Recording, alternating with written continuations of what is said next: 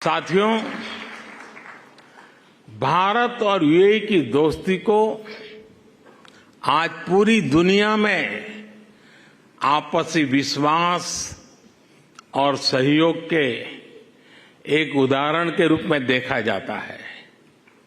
खासकर बीते वर्षों में हमारे संबंधों ने एक नई ऊंचाई हासिल की है, लेकिन भारत अपने इन रिश्तों को केवल वर्तमान संदर्भ में ही नहीं देखता।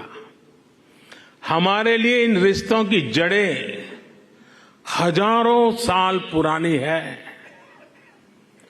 अरब जगत सैकड़ों वर्ष पहले भारत और यूरोप के बीच व्यापार में एक ब्रिज की भूमिका निभाता था। मैं जिस गुजरात से आता हूं, वहां के व्यापारियों के लिए, हमारे पूर्वजों के लिए तो अरब जगत व्यापारिक रिश्तों का प्रमुख केंद्र होता था। सभ्यताओं के इस समागम से ही नई संभावनाओं का जन्म होता है।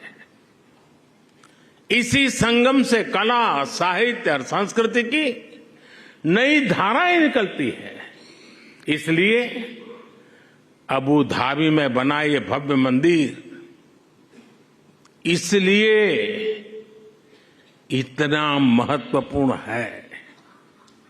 इस मंदिर ने हमारे प्राचीन रिश्तों में नई सांस्कृतिक ऊर्जा भर दी है।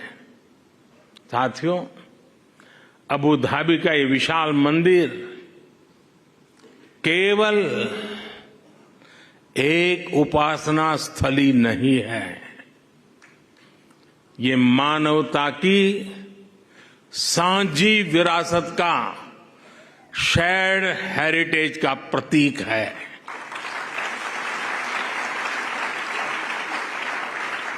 ये भारत और अरब के लोगों के आपसी प्रेम का भी प्रतीक है। इसमें भारत यूएई के रिश्तों का एक आध्यात्मिक प्रतिबिंब भी है। इस अद्भुत निर्माण के लिए मैं बीएपीएस संस्था और उनके सदस्यों की सराहना करता हूं, हरिभक्तों की सराहना करता हूं। बीएपीएस संस्था के लोगों द्वारा, हमारे पूज्य संतों के द्वारा पूरे विश्व में मंदिर बनाए गए हैं। इन मंदिरों में जितना ध्यान वैदिक बारीकियों का रखा जाता है, उतनी ही आधुनिकता भी उसमें झलकती है। कठोर प्राचीन नियमों का पालन करते हुए आप आधुनिक जगत से कैसे जुड़ सकते हैं, स्वामीनारायण संन्यास परंपरा इसका उदाहरण है।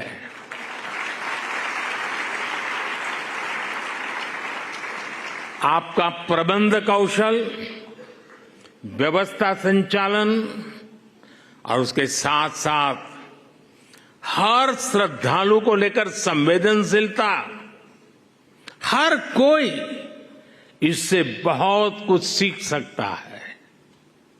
ये सब भगवान स्वामीनारायण की कृपा का ही परिणाम है। मैं इस महान अवसर पर भगवान स्वामीनारायण के चरणों में भी प्रणाम करता हूं।